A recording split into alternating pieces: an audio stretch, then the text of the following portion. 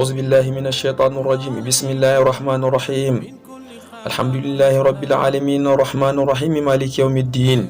إياك نعبد وإياك نستعين. اهدنا الصراط المستقيم صراط الذين أنعمت عليهم غير المغضوب عليهم ولا الضالين آمين. الحمد لله الذي من علينا بوجود سيد الأولين والآخرين، وأشهد أن لا إله إلا الله وأن محمدا سيد الأنبياء والمرسلين، صلوات الله وسلامه عليه وعليهم أجمعين، وعلى آله وصحاباته الهادين المهتدين وتابعين وتابعهم بإحسان إلى يوم الدين. وبعد، السلام عليكم ورحمة الله تعالى وبركاته.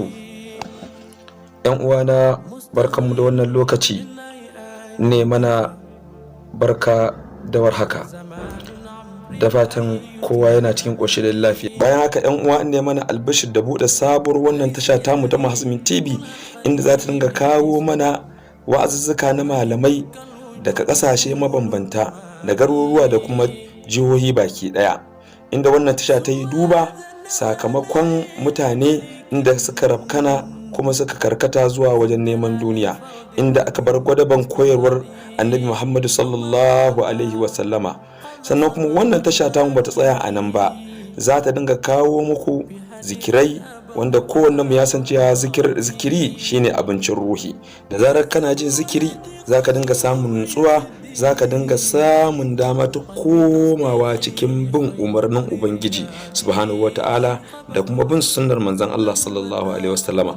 Sannan wannan tasha bata tsaya a nan ba, za ta dinga kawo mana shirye-shirye na karatuttuka duk sati, waɗanda za su dinga fitowa, za mu dinga saurara daga malamai daban-daban insha Allahu. Da fatan ‘yan uwa za su yi subscribe, kuma za su yi mana comment, kuma za su yi like, kuma za su yi mana sharing, kuma su danna mana ƙararrawa. Mun gode.